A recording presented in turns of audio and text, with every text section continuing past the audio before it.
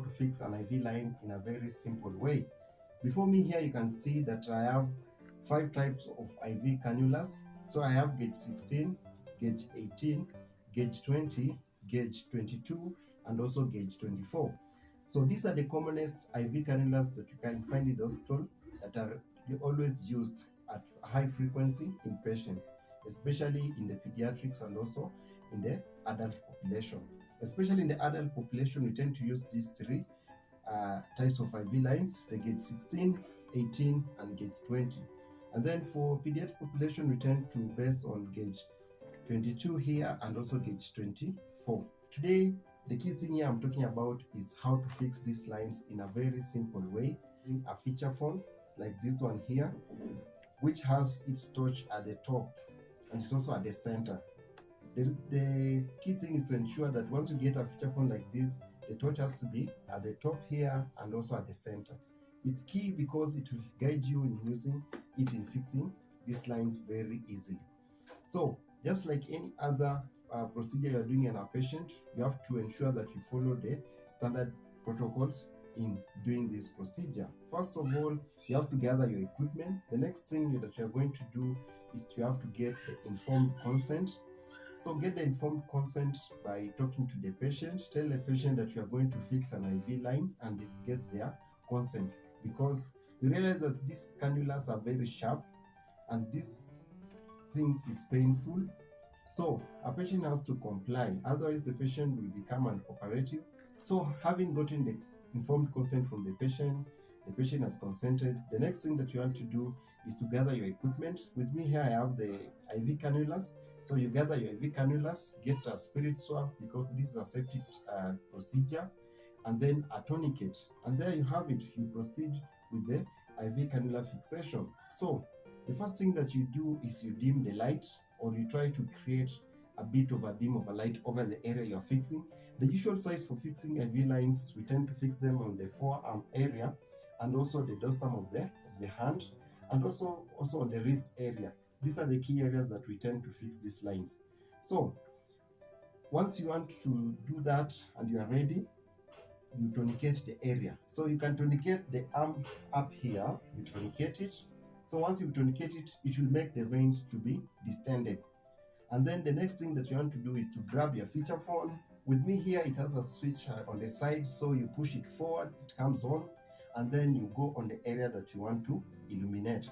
So illuminate the area by scanning and by moving back and forth, trying to identify a suitable vein.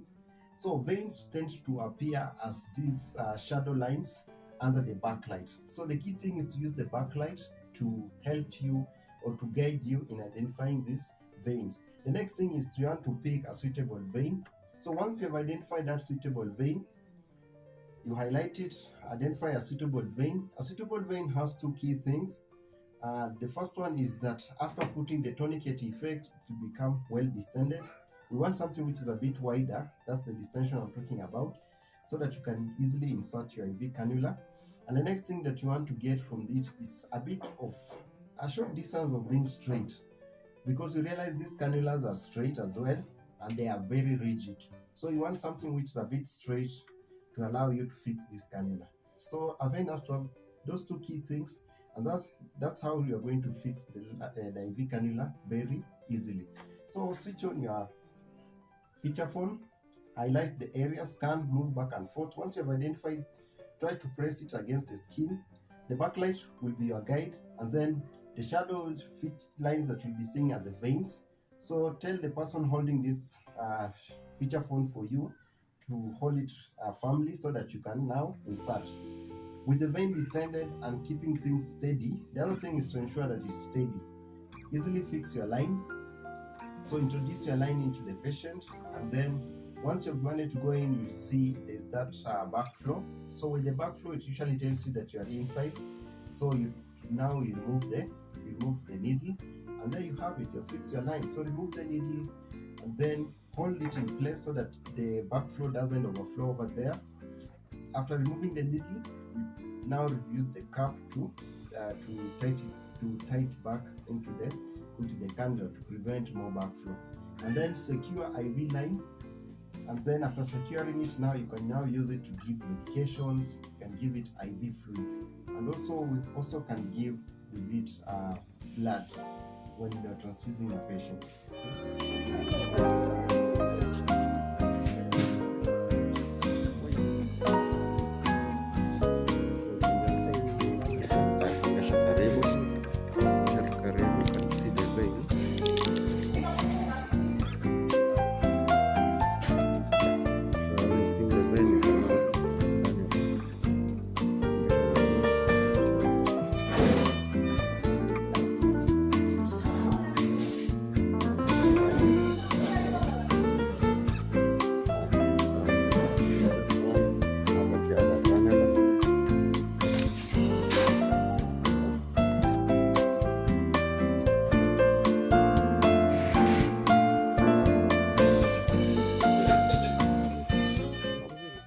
The technique is use this feature phone, as I've just mentioned, to guide you. It's a very cheap way of doing it, especially when you don't have money to buy the typical bed finder.